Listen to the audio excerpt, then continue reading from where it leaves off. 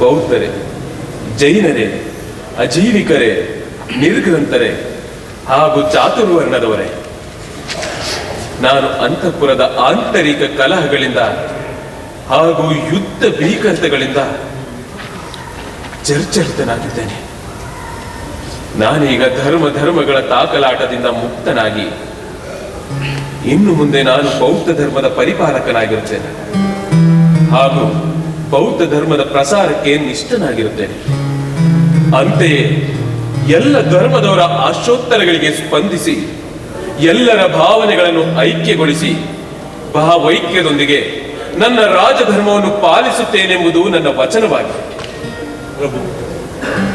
ಪ್ರಭು, ನೀವು ಸಾಮ್ರಾಜ್ಯ ಚಕ್ರವರ್ತಿಯಾಗಿ ಯುದ್ಧ ಭೀಕರತೆಗಳಿಂದ ವ್ಯಸನಗೊಂಡು ಮತಧರ್ಮವನ್ನೇ ಮರೆತು ಬೌದ್ಧ ಧರ್ಮದ ಪ್ರವರ್ತಕರಾಗುತ್ತಿರುವುದು ನಮಗೆಲ್ಲ ಘಾಸಿಗೊಳಿಸುವಂತಹ ವಿಚಾರವಾಗಿದೆ ಪ್ರಭು.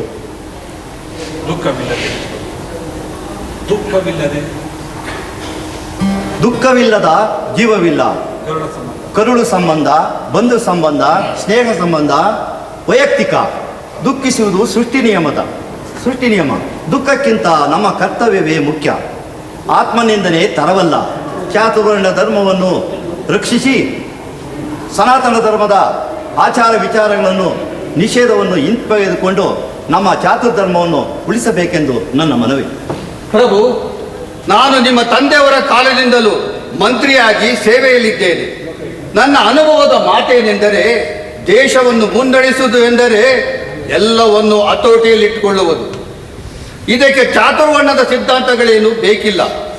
ಈಗ ಬಲವಾಗಿ ಉಳಿದುಕೊಂಡಿರುವುದು ಬ್ರಾಹ್ಮಣ ವರ್ಗದವರು ಮಾತ್ರ. ಕ್ಷತ್ರಿಯರು ಪುರಾಣ ಕಾಲದ ನಂತರ ಕ್ಷೀಣಿಸುತ್ತಾ ಹೋದರು. ಉದಾಹರಣೆಗೆ, ನೀವು ಮೂಲತಃ ಕ್ಷತ್ರಿಯ ಕುಲದವರೇ ಅಲ್ಲ. ವೈಶ್ಯರು ವ್ಯವಸಾಯವನ್ನು ಬಿಟ್ಟು ವ್ಯಾಪಾರದತ್ತ ಮುಖ ತಿರುಗಿಸಿದ್ದಾರೆ. ಶೂದ್ರರು ವ್ಯವಸಾಯದ ಕಡೆ ಹೆಜ್ಜೆ ಇಡುತ್ತಿದ್ದಾರೆ ಮತ್ತು ಉಪಕಸುಬುಗಳ ಹತ್ರ ಜಾರುತ್ತಿದ್ದಾರೆ. ಚಾತುರ್ಧರ್ಮ ಉಳಿಸುವುದು ಎಂದರೆ ಯಾರಿಗಾಗಿ, ಏತಕ್ಕಾಗಿ ಎಂಬುದು ಪ್ರಶ್ನಿಸಲಾಗದ ಪ್ರಶ್ನೆ. ಅರ್ಥವಾಗುತ್ತಿಲ್ಲ. ನೀವು ಹೀಗೇಕಾದರೆ ಮಂತ್ರಿ ರಾಧಾಗುಪ್ತರೇ, ನಿಮ್ಮ ಮಾತಿನ ವೈಖರಿ ಹೇಗಿದೆ ಎಂದರೆ, ಚಾತುರ್ವರ್ಣ ತನ್ನ ಮೂಲ ಉದ್ದೇಶ ನಿಯಮಗಳನ್ನು ಕಳೆದುಕೊಂಡು ಬ್ರಾಹ್ಮಣ ವರ್ಗವಾಗಿ ಮಾರ್ಪಾಟಾದಂತೆ ಇದೆ.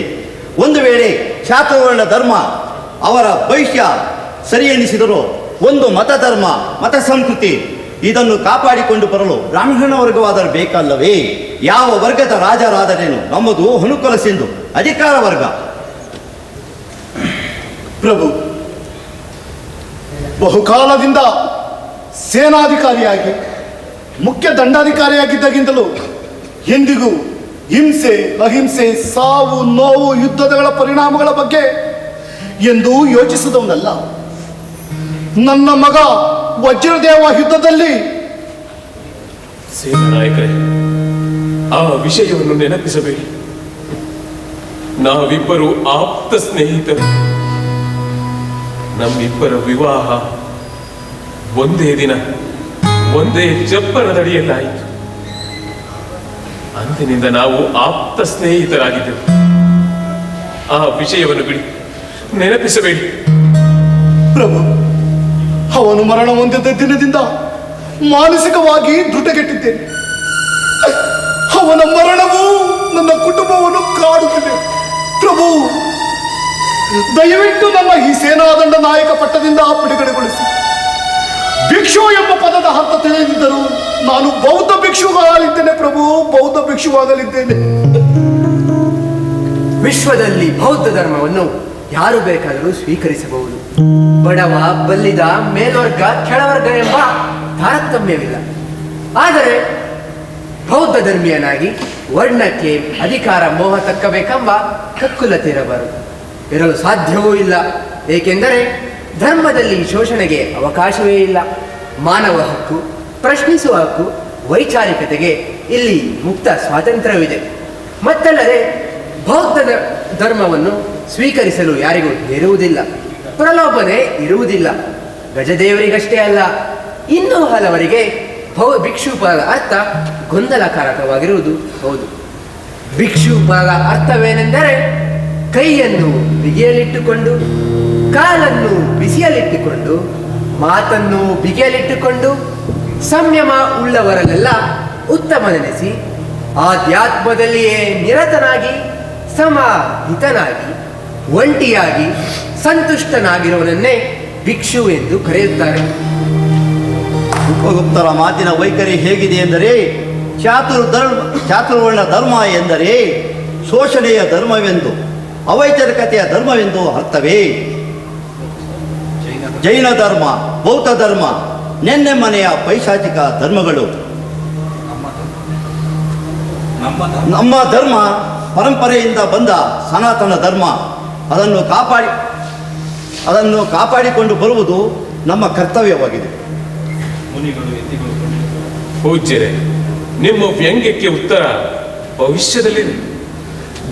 ಧರ್ಮದ ಭಾಷೆಯು ಯಾವಾಗಲೂ ಜನಸಾಮಾನ್ಯರ ಭಾಷೆಯಾಗಿರಬೇಕು, ಪರಿವರ್ತಿಸುವಂತಿರಬೇಕು, ವೈಚಾರಿಕವಾಗಿರಬೇಕು. ಆದ್ದರಿಂದ ಆತ್ಮವಿಶ್ವಾಸ ಮೂಡಿದಾಗ ಆತ್ಮವಿಕಾಸವಾಗಿ ಪರಿಪೂರ್ಣ ವ್ಯಕ್ತಿಯಾಗಬಹುದಲ್ಲವೇ? ಅಧಿಕಾರಿಗಳೇ, ಪ್ರಜೆಗಳೇ, ವಿಶ್ವದ ಶಾಂತಿ ಎಂದರೆ ಯುದ್ಧದ ಅನುಪಸ್ಥಿತಿ ಎಂಬುದಾಗಿ ತಿಳಿಯಿರಿ. ನಾನು ಬುದ್ಧ ಸಂಘದ ಆಶ್ರಿತ. ಇದರಿಂದ ನನ್ನ ಹಾಗೂ ನನ್ನ ಪ್ರಜೆಗಳ ಹಲವಾರು ಶ್ರೇಯೋಭಿವೃದ್ಧಿ ಹಾಗೂ ಯೋಗಕ್ಷೇಮ ಆಗುತ್ತದೆ ಎಂಬುದು ನನ್ನ ಮನವರಿಕೆ. ನಮ್ಮ ಸಾಮ್ರಾಜ್ಯದ ಕಟ್ಟ ಕಡೆಯ ವ್ಯಕ್ತಿಗೂ ಜ್ಞಾನದ ಬೆಳಕಿನ ಅಗತ್ಯತೆ ಇದೆ. ತಥಾಗತರ ತತ್ವಗಳನ್ನು ತಾವು ನನ್ನ ಸಾಮ್ರಾಜ್ಯದ ಉದ್ದಗಲಕ್ಕೂ ಹರಡಬೇಕು. ನನ್ನ ಪ್ರಜೆಗಳ ಮುಕ್ತಿಗಾಗಿ ತಾವು